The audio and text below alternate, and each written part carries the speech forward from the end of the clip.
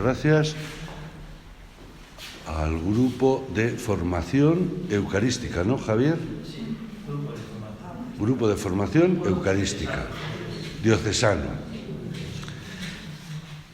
Cuando me propusieron esto, hacía poco tiempo que habíamos leído o proclamado el texto de Emaús en el Evangelio del domingo. Me parece que lo hicimos el 3 de Pascua, creo.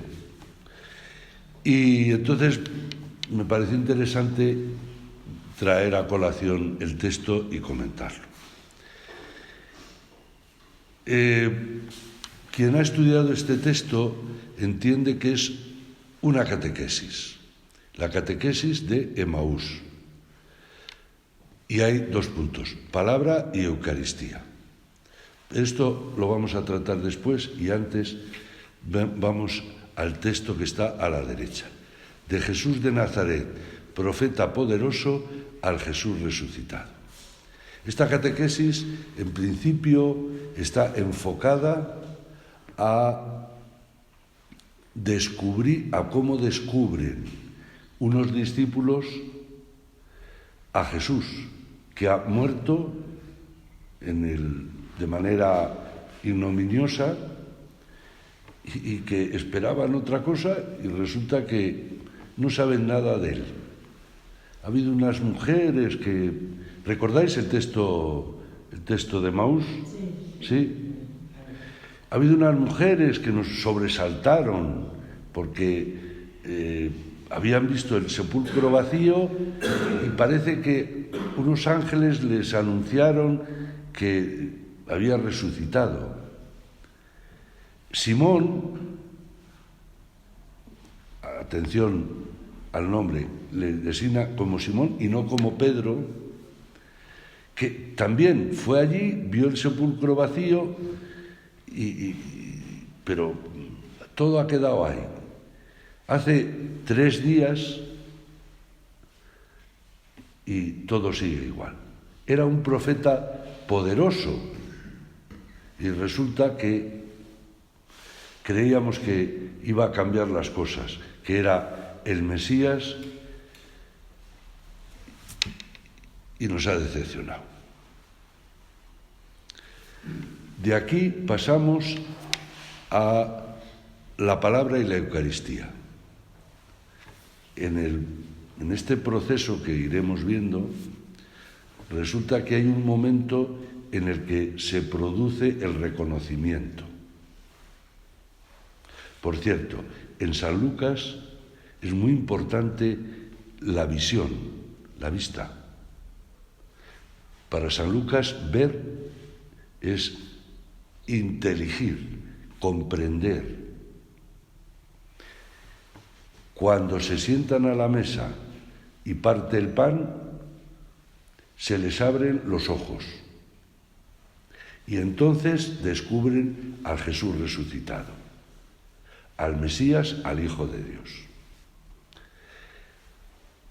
Benedicto XVI, comentando este texto, dice que tiene la misma estructura que tienen nuestras celebraciones dominicales, que tiene la primera parte la palabra y la segunda parte la liturgia de la palabra y la liturgia eucarística.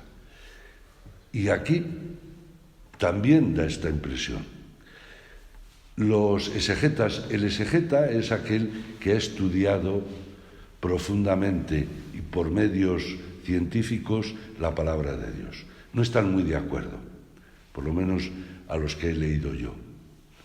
Pero los santos padres más bien están de acuerdo con Benedicto XVI o Benedicto XVI con los santos padres. A lo largo del desarrollo iremos viendo. Lo importante es que este texto de Emaús ha tenido una influencia en el arte también impresionante. Hay una cantidad de cuadros, de imágenes sobre Emaús que echa para atrás. lo cual quiere decir que ha tenido una influencia fuera, no solo dentro de la Iglesia, también fuera. Y la primera diapositiva este es el camino de Emaús, el que ahora así está, según por lo menos lo he encontrado yo. Pasamos a ver si pasa o no pasa. Pasa, anda. ¿Y ahora qué pasa? Ah.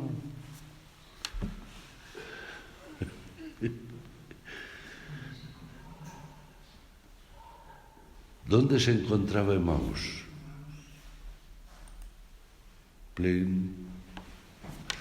Aquí tenemos un mapa acerca de las hipótesis, la situación geográfica de diversos pueblos, ciudades que están, porque el punto de referencia es Jerusalén, y habla San Lucas de 60 estadios más o menos son unos 10 kilómetros.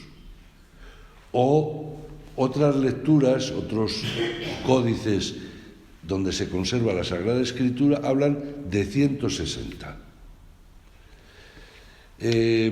Uno de los exegetas más importantes que comenta San Lucas se llama Bobón, y este dice que ninguno de los pueblos que están por aquí resulta que es Emaús.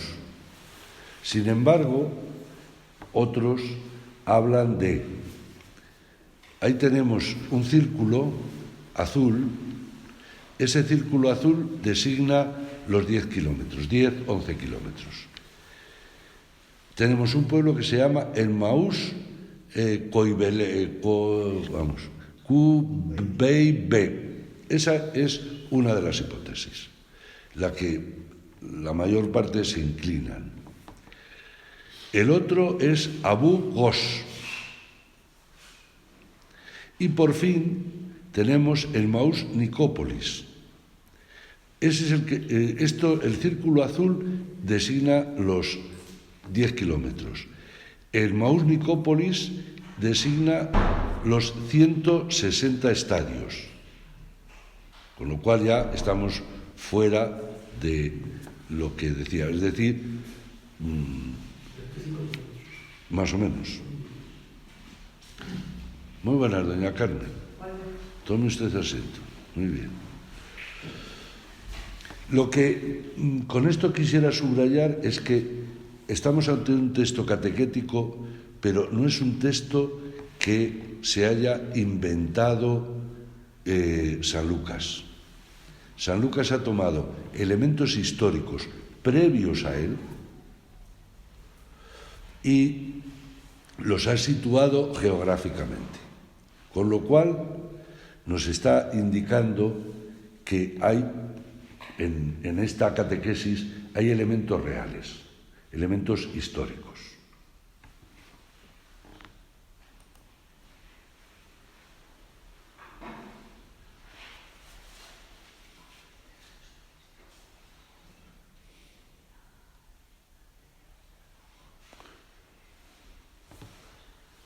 ¿Podéis ir leyendo? No. Al oeste de Jerusalén se encontraba Emaús, la aldea de Abu Gos y Al-Quebet, ambas a unos 7 millas, 60 estadios. Esto es que lo he cogido de los ingleses. Se han identificado tradicionalmente con el sitio bíblico. Esto es lo que he estado diciendo.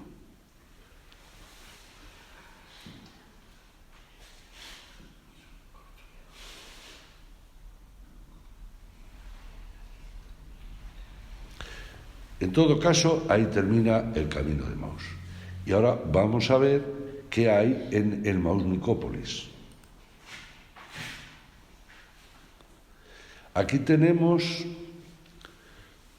en la fotografía ahora, no os fijéis en el texto, tenemos, en Emaús Nicópolis se encontraba una basílica bizantina. Y la fotografía que tenéis delante es la pila bautismal de esta basílica, que hoy se conserva. Como veis, tiene forma cruciforme y es preparada para el bautismo de inmersión, no de ablución, que es el que ahora tenemos. Nosotros tenemos aquí, en Segovia, una pila bautismal muy parecida a esta. ¿Sabéis dónde?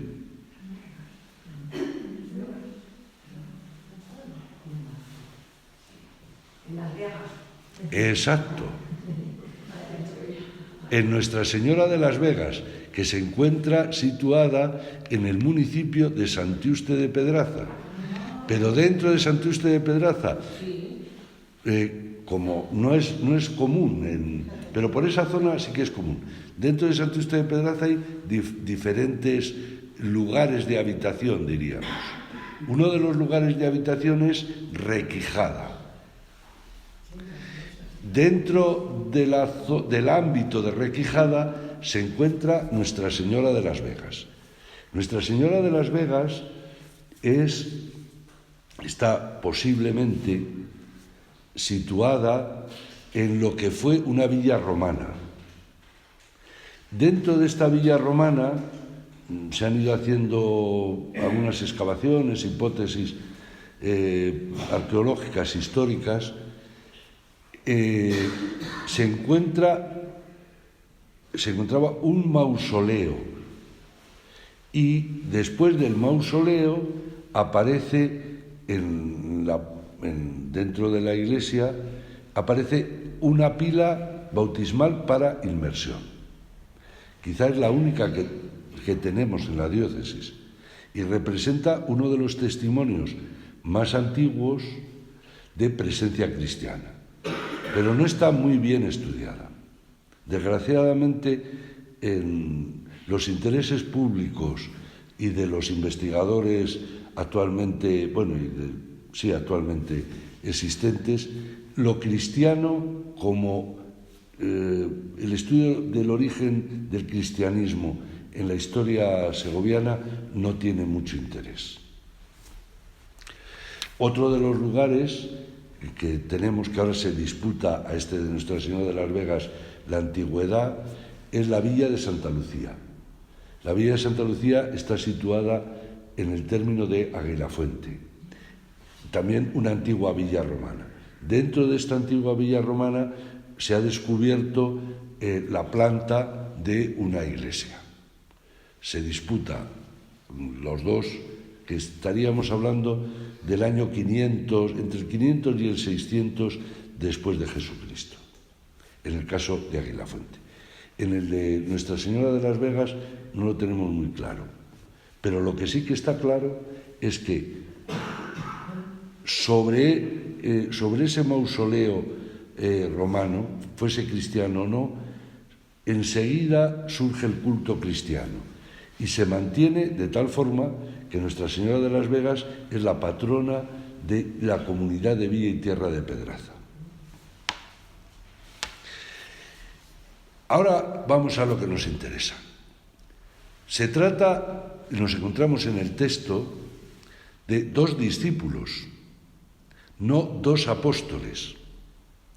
El texto que ahí encontramos situado es uno de los textos más antiguos que se conserva mencionando el pasaje evangélico del que estamos hablando, por parte del primer gran historiador de la Iglesia, aunque era un hombre, en fin, bastante apegado al poder, al emperador, sobre todo a Constantino.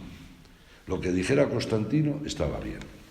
Y dice, en Maús, de donde era originario Cleofás es uno de los dos discípulos, porque el otro no sabemos quién era, si era hombre, si era mujer. Mencionados en el Evangelio de Lucas es Nicópolis. Recordáis que anteriormente hemos visto que Nicópolis es la que está más fuera. Una ciudad célebre de Palestina.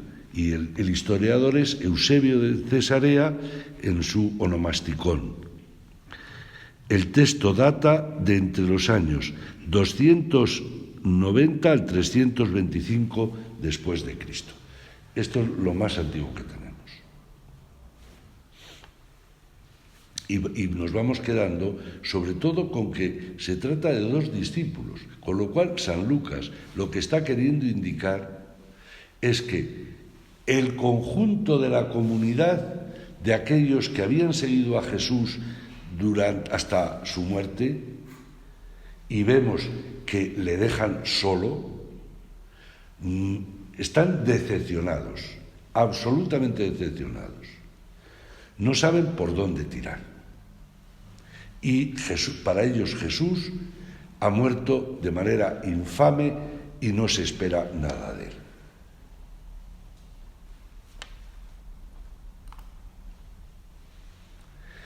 Y ahora pasamos a el mosaico que está en San Apolinar Nuevo, en Ravenna, y quizá sea la representación más antigua del pasaje de San Lucas de Maús. Es un mosaico. Ravenna tuvo una gran importancia cuando cae Roma y queda solo Constantinopla, el imperio de la parte oriental. Ravenna, que está al norte, del centro al norte de Italia, se convertirá en la capital de los restos del imperio en la península itálica. Y de lo que quedaba del imperio occidental, allí se sitúan los emperadores. Y aquí tenemos esta representación muy elemental. En el centro está Jesús y a los lados están los dos discípulos. La ciudad que está al fondo, se intenta representar, es la ciudad de Emaús. Aquí ya aparece en esta forma, aparece como Cristo resucitado. ¿Veis el color? Es el color púrpura. Además lleva una aureola cruciforme. Tiene barba. De acuerdo con la iconografía que lo distingue en las imágenes, otras imágenes que están en la basílica. Es una figura solemne e imponente. Los discípulos visten una túnica blanca y una pénula de color, pero no el color púrpura. El texto que ahí tenéis es de San Agustín. San Agustín es un texto, para mi gusto, bellísimo. ¿Le podéis leer? ¿Le podéis leer bien? Si no, le leo yo. Entonces, San Agustín se separa del resto de los intérpretes de los Santos Padres respecto a este texto de San Lucas. Voy a poner música a ver si esto funciona, porque ha sido un martirio lo de la música.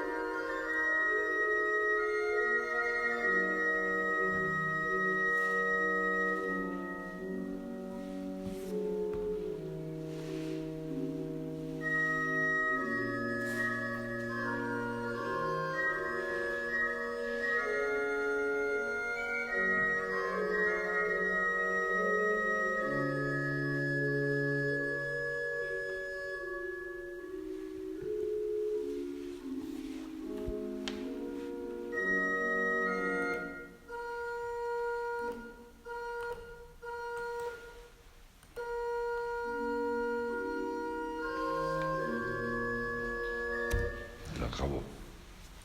¿Lo habéis podido leer ya? Como veis, sí, como veis, San Agustín subraya el momento trágico de estos dos discípulos, que es el momento trágico de toda la humanidad.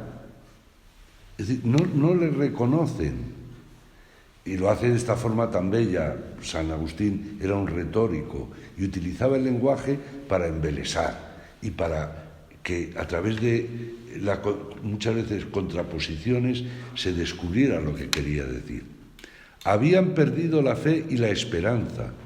Muertos ellos, caminaban con el vivo. Los muertos caminaban con la vida misma. La vida caminaba con ellos, pero en sus corazones aún no residía la vida. Y tú, si quieres la vida, haz lo que ellos hicieron para reconocer al Señor. Lo recibieron como huésped. Aquí aparece otro elemento que los santos padres destacarán mucho. No solo es reconocer al Señor, es reconocer a Jesús resucitado, es reconocer en los pobres, en el forastero, al Señor. Y de ahí la dimensión de caridad que tiene también este texto. El Señor tenía el aspecto de un viajero que iba lejos. Veremos después el camino. Le sitúa el texto en el camino. Para San Lucas, el camino de Jesús, todo está enfocado hacia Jerusalén. Todo el texto evangélico es caminar hacia Jerusalén.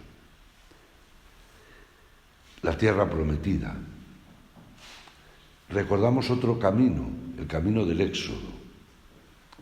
Y recordamos a un profeta, Elías, que sale de la tierra prometida y vuelve el otro camino, de vuelta en este caso, hacia el Horeb, porque el pueblo y el rey Ahab y su esposa Jezabel habían abandonado completamente a Dios. El camino es fundamental. ¿Y a dónde se dirige? ¿Qué sentido tiene? Resulta que esta pareja de dos sale de Jerusalén y no como Elías a reencontrarse con Dios. Salen de Jerusalén abandonándolo todo porque están decepcionados. Lo que la duda había hecho perder, la fe, la confianza en Jesús, lo devuelve la hospitalidad. Cuando le dicen, quédate, ahí es donde comienza el reconocimiento del Señor. El Señor ha manifestado su presencia al partir el pan, y es el momento culmen. No todo el mundo está de acuerdo con San Agustín y con esta lectura, que hablan de una lectura demasiado espiritual. Pero yo no creo, yo estoy más con San Agustín que con los otros.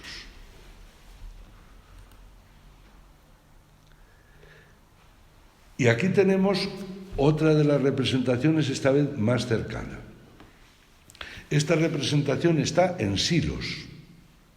El relieve que se encuentra en la cara norte del Machón noroeste, bueno, si volvéis alguna vez a Silos, allí lo podéis ver. Ofrece la aparición de Cristo resucitado a dos de los discípulos, etcétera, etcétera. Está Cleofás, el bueno del Cleofás.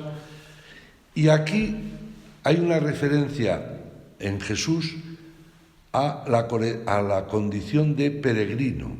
¿Por qué? Porque porta el bordón y la escarcela con la concha jacobea, en alusión al camino de Santiago. Fijaos también cómo el camino de Santiago, que es otro camino de descubrimiento del resucitado, está ayudando a tantísimas personas.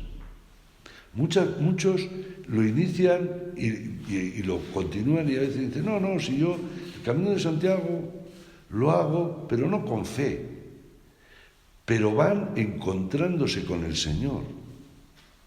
y van redescubriendo y redescubriéndose a ellos mismos y a otros forasteros.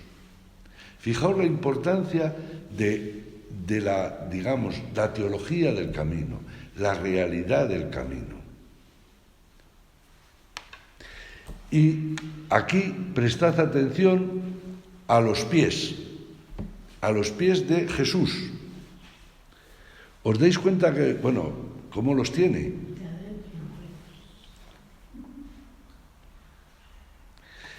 Fijaos cómo le miran los dos de Emaús.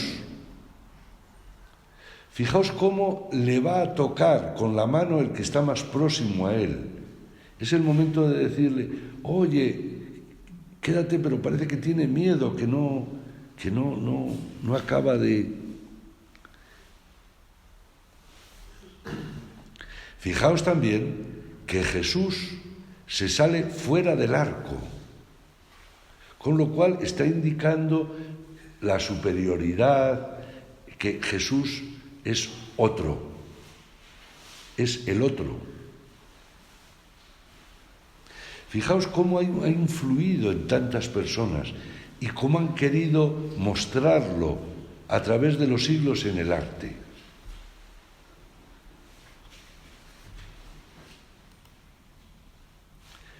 Jesús vive, es el resucitado. Es lo que quiere decir este buen hombre. Quiero decir, el artista. Y ahora estamos en el camino que hemos visto, que quiere subrayar ya quien hace esta escultura en Silos, actualizándola al camino de Santiago, con lo cual es una forma de Emaús hacerla presente en su tiempo. Podemos preguntarnos, ¿cómo hacemos presente Emaús en nuestro tiempo? A través del camino. Hemos visto el camino que hizo Jesús hasta Jerusalén, un camino de liberación, pero que termina en la cruz, en la incomprensión. El camino de estos dos discípulos, de Cleofás y su compañero, que es el camino de la incomprensión, de Jerusalén hacia afuera.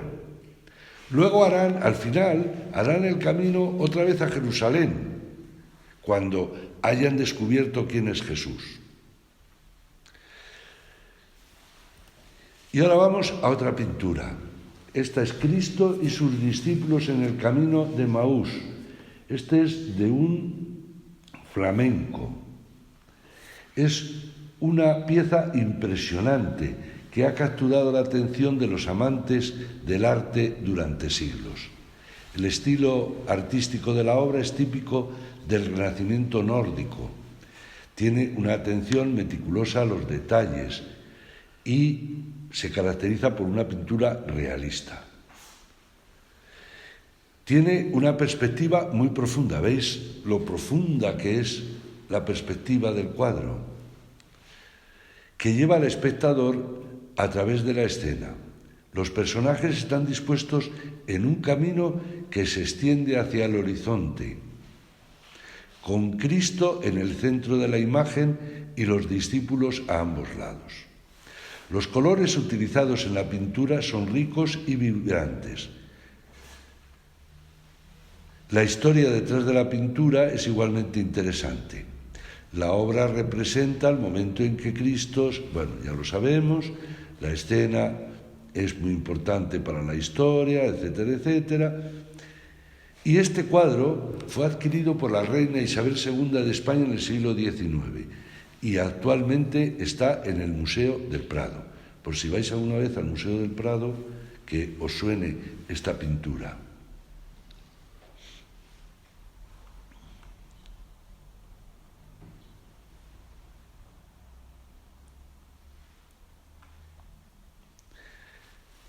Aquí parece que quiere mostrar el pintor que los discípulos no están solos. Fijaos cómo se cruzan las miradas y cómo el pintor se debió dar cuenta de la importancia para San Lucas de la visión. Jesús está mirando al que está detrás y el que va delante está mirando al de detrás y a Jesús en escorzo. Se cruzan las tres miradas.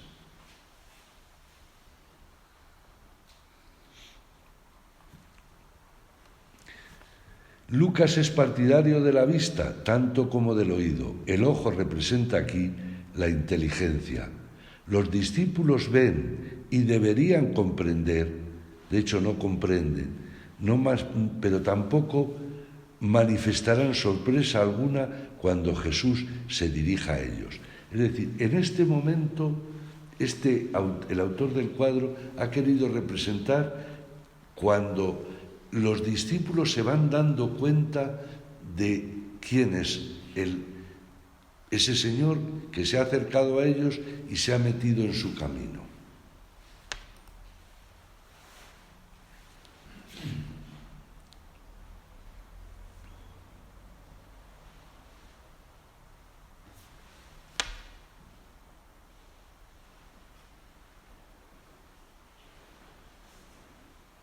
Bueno, esto es más o menos lo que yo vengo diciendo.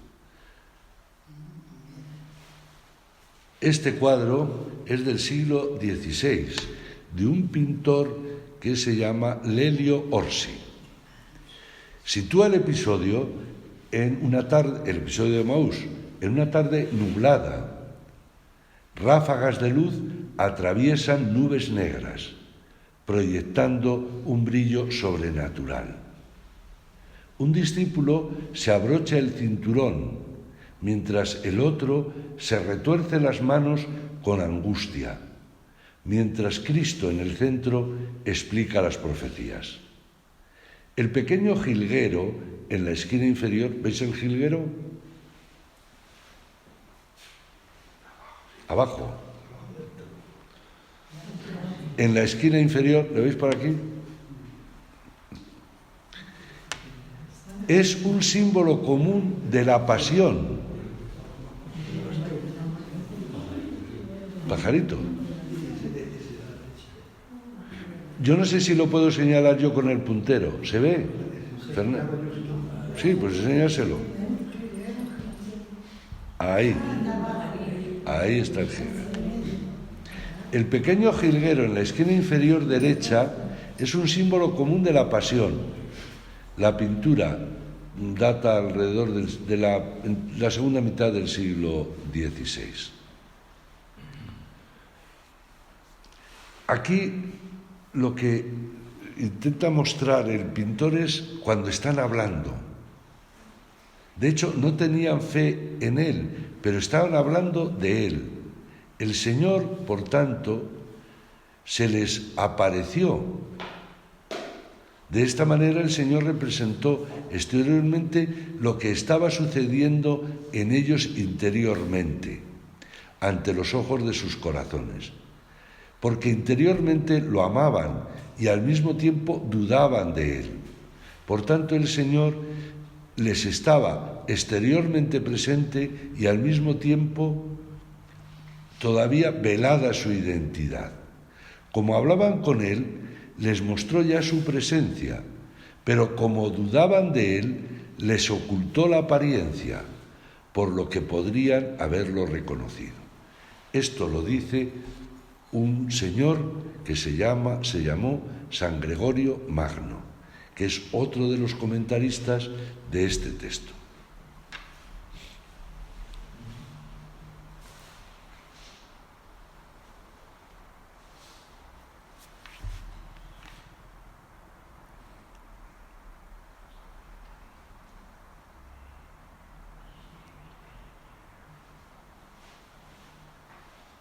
Es decir, nos encontramos que le han visto, hablan con él y le escuchan. Podemos decir que es un encuentro personal de los dos discípulos de Cleofás y el otro, o la otra, con Jesús. Este encuentro personal se produce en un camino que tiene mucho significado. ¿Qué de encuentros personales en la Biblia, qué recuerdo tenemos? En el Génesis, encuentro en el camino, pero no es personal el encuentro, de Abraham, de Jacob y de Moisés. Pero este texto de Maús está modelado y recordando a estos personajes tan importantes para la historia del pueblo de Israel. Por otra parte, nos recuerda al Éxodo, a la peregrinación de todo un pueblo, pero tampoco es un encuentro personal. Por fin, Lucas hace un gran énfasis en el encuentro personal de estos dos discípulos con Jesús, es decir, de cualquiera cristiano con Jesús.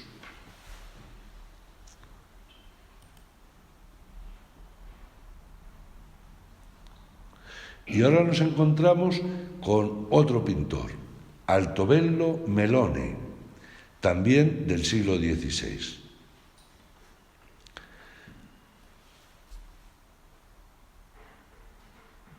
Aquí, ¿qué intenta subrayar el autor?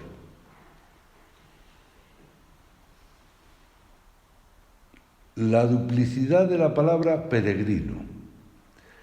Forastero y peregrino. El caminante, como veis ahí,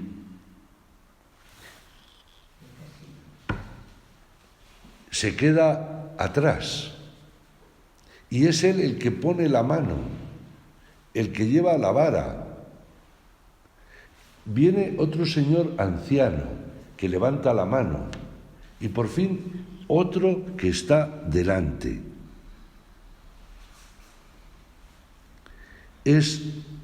¿Quién es el peregrino? El que está detrás, porque lleva el bordón y lleva el sombrero. Y también los otros dos están adelantados, pero mirándole. Aparecen los dos discípulos que caminaban hacia Maús y Cristo los detiene. De ahí el encuentro personal. El encuentro personal con Cristo es Cristo quien toma la iniciativa, no son ellos. Va vestido con un traje corto de caminante, ¿veis? Los otros dos tienen un traje largo, con un amplio sombrero, con una concha cosida. Volvemos otra vez a la influencia del Camino de Santiago y al encuentro personal con Cristo. Es muy importante esto del encuentro personal, que lo destaque Lucas. Porque aparece la palabra.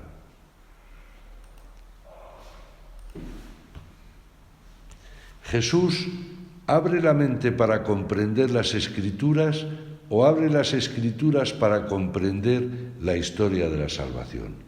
Ellos le dicen, tú eres el único que no se ha enterado de lo que ha pasado. Y les dice Jesús, pero hombre, yo claro que me he enterado, lo que no os habéis enterado sois vosotros.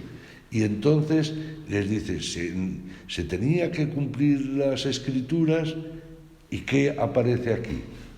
Y les empieza a narrar hechos, que no dice qué hechos. Una lectura, esto no es cosecha mía tampoco, es cosecha de un sacerdote de Huelva que es un gran conocedor de la Sagrada Escritura. Y dice él, a lo que vamos es a que comprendan su historia, la historia del mundo y la propia, y la interpreten como historia de la salvación. Es decir, de la Sagrada Escritura no nos quedamos en el texto, vamos después a nuestra vida, o no vamos a nuestra vida, y entonces ya no entendemos nada. La capacidad, y aparece el diálogo entre Jesús y esta pareja de discípulos se produce un diálogo. Apunta a una capacidad de diálogo del Señor y de sus seguidores con la Escritura. Es decir, es Jesús el que dialoga con la Escritura y quiere que ellos dialoguen con la Escritura, que se enfrenten con ella para llegar a su vida. Por fin, la escucha no es suficiente para la apertura de la inteligencia. Requiere, como sucede siempre en la vida, el diálogo y la apertura al otro. En este caso, otro significa tanto el prójimo como el otro en el Antiguo Testamento. La apertura de la mente permite la comprensión de la historia como historia de la salvación, del prójimo como hermano, de las Escrituras como palabra de Dios.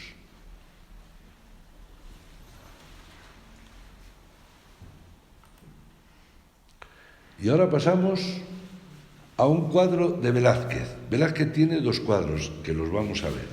Este se llama La mulata de Velázquez. ¿Veis ahí a una negrita que está trajinando en el fregadero? Y al fondo, ¿qué es lo que se ve? No, la cena no, Emaús. No, y a los tres, porque aparece la mano. Esto, algunos lo han interpretado, algunos que Velázquez, este es el segundo cuadro de Velázquez que tiene sobre el tema. Que eso es un espejo, como el de la Venus, algunos utilizaban la técnica del espejo, no. Esto no es un espejo, eso es una ventana. Veis que en algunas cocinas, que ahora hay y antes, donde estaba la cocina y luego el comedor y se servían los platos por un ventanuco. Ese es el ventanuco. Fijaos la cara de la mulata. ¿Qué está haciendo la mulata? ¿Está fregando? Escuchando. Eso es lo importante. La mulata está al loro de lo que están hablando los otros. Bueno,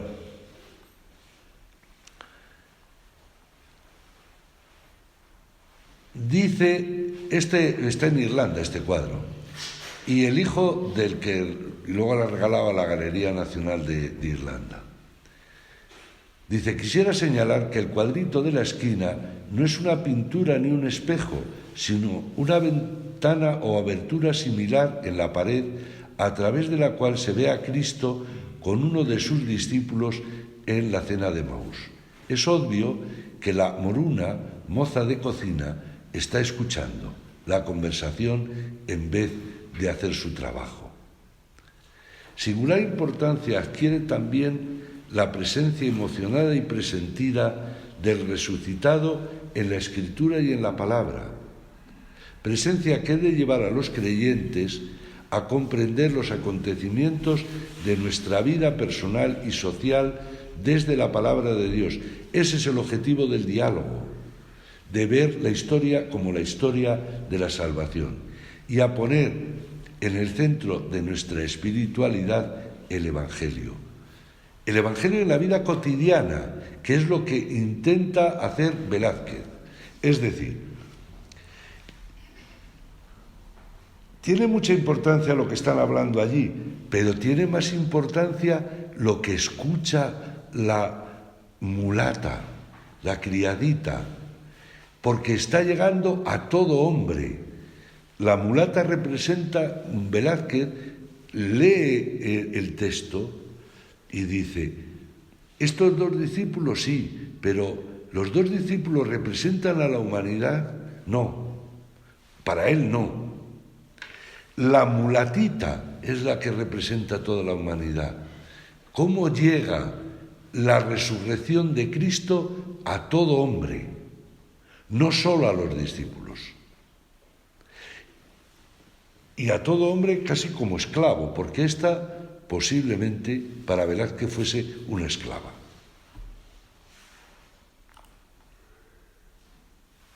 Bien. Eso es cosas de que he ido aprendiendo. Lo de la música no lo he aprendido. ¿Aquí qué tenemos? Tenemos la representación de Emaús en un sarcófago o en un marfil, que no he terminado de saberlo.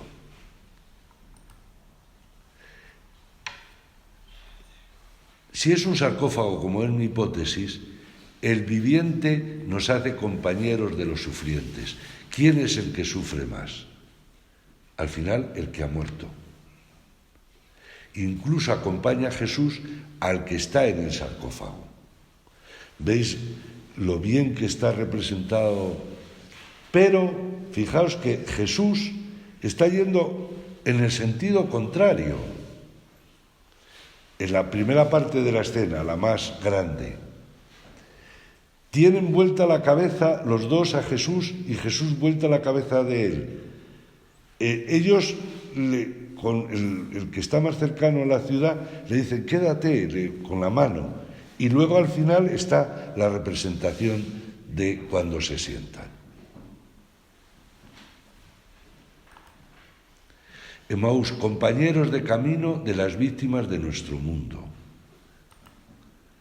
En todas las manifestaciones de sufrimiento en el que el mundo, está sumido.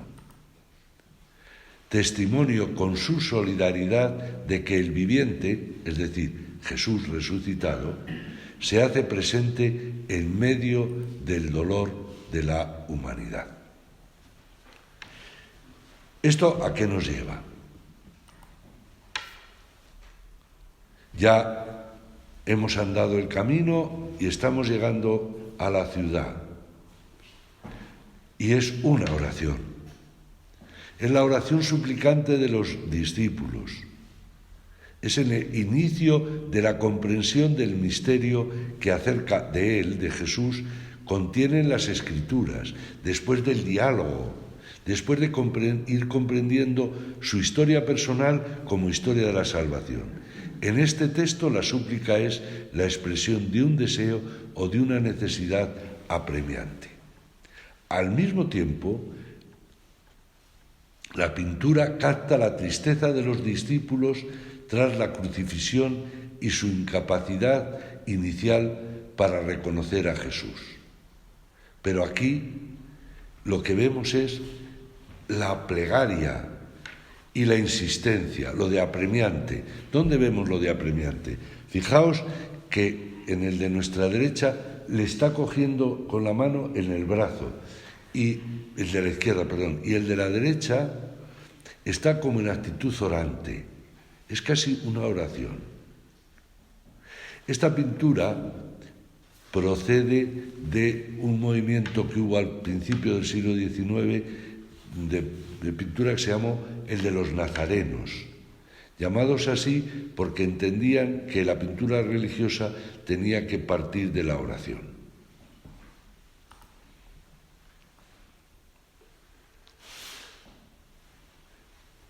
Y aquí tenemos el primer cuadro de Velázquez sobre Emaús. Y ya vamos dando pasos a la fracción del pan, es decir, la Eucaristía será el culmen del encuentro personal. Hemos dicho que el encuentro personal en el camino es lo que le distingue a este texto. ¿Cuál es el culmen? La Eucaristía. Y aquí tenemos a Jesús con la pareja de discípulos. Este cuadro a Velázquez está muy influido por los italianos, pero no le gustó mucho a él. Por eso hizo el de la mulatita. Este estaba encargado para una iglesia y el del otro lo hizo Velázquez por su cuenta.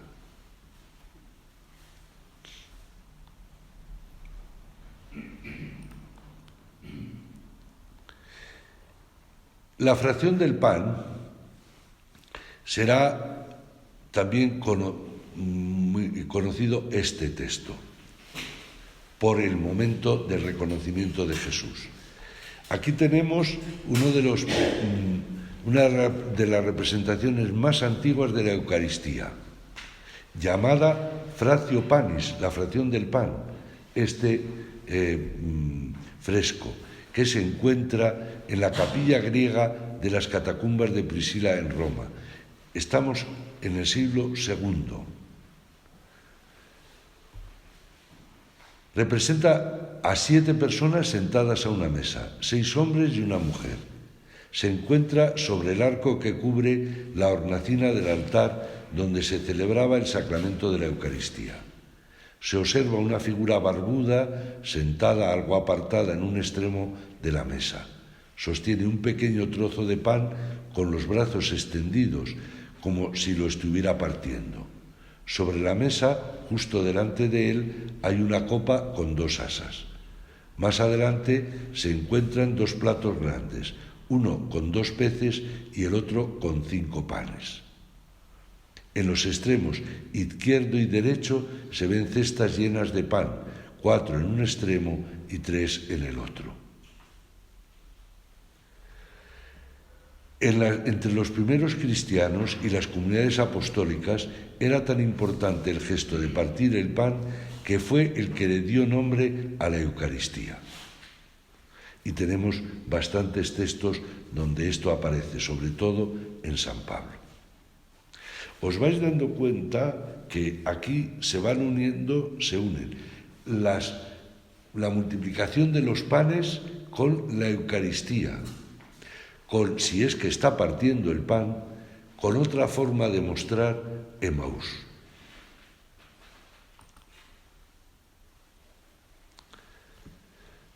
Y aquí nos encontramos con otra obra maestra del arte barroco. Aquí se destaca, es un pintor que se llama Stom, y es la luz, cómo ilumina los diversos rostros. Y el gesto ya de partir el pan por parte de Jesús. Perdón.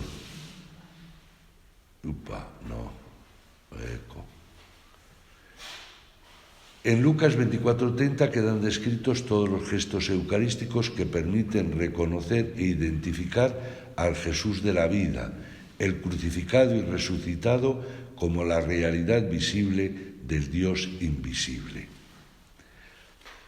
Fijaos que San Lucas quiere mostrar aquí, en este texto, que Jesús es el crucificado. De ahí la insistencia de que hemos perdido toda esperanza. Es el resucitado, pero no al modo, no es una forma de revivir, es otra manera. De ahí el Dios invisible. Y tomar el pan, bendecirlo, partirlo y darlo son los verbos claves del dinamismo espiritual eucarístico, que son los verbos que aparecerán en los relatos de la multiplicación de los panes, de la última cena y de Emaús. Esta forma de llamar a la Eucaristía, la fratio panis, la fracción del pan, en la liturgia eucarística se hace de una manera muy particular, y es la que tenéis aquí, en forma de cruz, recordando los hechos salvíficos fundamentales de la vida de Jesús. Con esto, la liturgia mozárabe, la nuestra, está indicando, recordando el texto de San Lucas, donde en la fracción del pan y en el conjunto del relato estamos con toda la vida de Jesús en el momento de la fracción del pan. ¿Cómo lo intentan mostrar los mozárabes? Pues cuando se parte el pan, encima de los corporales se hace esta cruz y se van diciendo los textos que ahí tenemos. Es decir, encarnación, nacimiento, circuncisión, la aparición es la transfiguración, pasión, muerte, resurrección y luego fuera de la cruz, fuera de la historia, están la gloria y el reino. Danos, Señor, la comida a su tiempo, abre tu mano y sacia nuestras almas con tus bendiciones. Es el texto que el sacerdote lee mientras está realizando esta fracción del pan al modo mozárabe. ¿Y qué significa todo esto? El don de Dios, tomar el pan. El agradecimiento al Padre, bendecirlo. El amor sacrificado del Hijo, partirlo. Y la entrega de la vida del Espíritu, darlo. Que es la acogida a los más pobres. Aquí tenemos uno de los pocos lugares donde he encontrado que en un retablo de una capilla o de una iglesia aparezca solo el relato de Maús.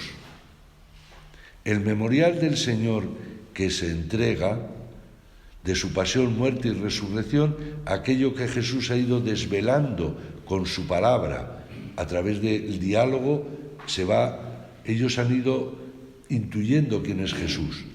Ahora se convierte en un pan que expresa lo que es el cuerpo de Jesús y lo que ha sido toda su vida hasta la muerte y la resurrección.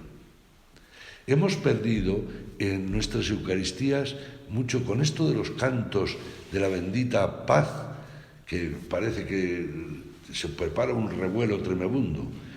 Hemos perdido lo de la fracción del pan.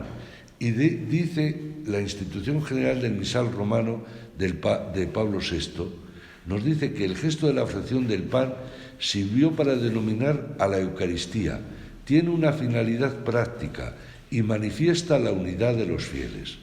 Se ha querido rescatar el gesto del empobrecimiento y darle la significación de la unidad entre todos los fieles. Este cuerpo de Cristo, compartido por los creyentes, es el que va construyendo la Iglesia, la fraternidad de la humanidad. Y aquí encontramos una pintura popular de una iglesia que he encontrado para intentar agradecer a los catequistas su acción. Y lo hacen de esta forma tan maja. Jesús, en la primera parte, entre los dos, en la fracción del pan, y después los catequistas que van a dar testimonio, es decir, que vuelven a Jerusalén. El signo sacramental de la Eucaristía, con todos los gestos profundamente reales y simbólicos que conlleva, hace patente la presencia transformadora de Jesús a través de la comunidad eclesial. Dice Antiquum Ministerium, el Espíritu está llamando a hombres y mujeres a salir al encuentro de todos aquellos que esperan descubrir la belleza, la bondad y la verdad de la fe cristiana.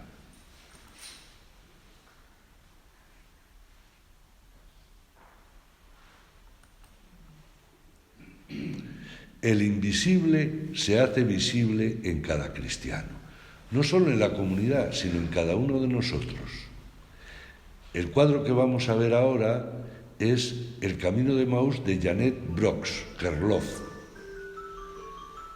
Cada cristiano puede ser un discípulo de Maús que siente dudas de fe y que se reencuentra con Cristo vivo y resucitado en el sacramento de la Eucaristía o en la adoración al cuerpo sacramentado del Señor. Así es como nos lo describe, que sucede, Beda el Venerable. Cuando hablaban de él, Jesús se aproximó y los acompañaba para inculcar en ellos la fe en la resurrección y para cumplir lo que había ofrecido, y que cuando 2 o 3 estén congregados en mi nombre, allí estaré yo en medio de ellos, pero de otra manera. Por eso el pintor lo que hace es representarle a Jesús por medio de esa silueta. La Eucaristía, aún la oración cristiana, donde 2 o 3 estén reunidos en mi nombre, es la reunión para celebrar la Pascua del Señor y la caridad fraterna. Así pasamos simbólica y realmente de este mundo a Dios, del paganismo al espíritu. En todas nuestras iglesias adviene de manera pública, social, popular, un vislumbre del cielo nuevo y de la tierra nueva, donde habita la justicia, ya que el amor eterno de Dios se anticipa en nuestro presente como luz que echa fuera las tinieblas.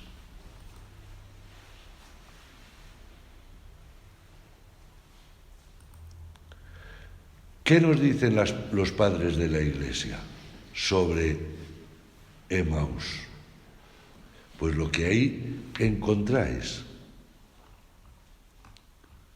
Para todos soy el camino y la verdad y la vida, aun cuando no conozcan la senda por la que caminan y no se den cuenta a dónde conduce, aun cuando de la verdad no sepan otra cosa que enigmas, y lo que llaman vida no es sino un débil eco, un reflejo desfigurado de la vida en mí. ¿Cuántas veces he recorrido el camino de Emaús junto a tales personas, acompañándolas, no sabiendo ellas quién soy yo, no habiendo oído jamás mi nombre, pero su corazón ardía. Por eso les explicaba el libro de la vida y por qué habría de ocultarlo. A mí mismo me ardía el corazón con la alegría del camino. Y aquí tenemos, los padres de la Iglesia nos dicen que lo fundamental de este texto es la revelación de la fe que permite abrir los ojos, la importancia fundamental de la palabra, la interpretación eucarística del pasaje, la vivencia concreta de la hospitalidad, de la caridad. Y por fin tenemos a Rembrandt, que es la cumbre de la pintura de Emaús. Se basa en un grabado que hizo 6 años antes de este cuadro, donde el discípulo de la izquierda se había levantado con las manos juntas en oración. Se les ve sorprendidos y asombrados, pero no atemorizados. El sirviente es ajeno al momento teofánico que tiene lugar durante la cena.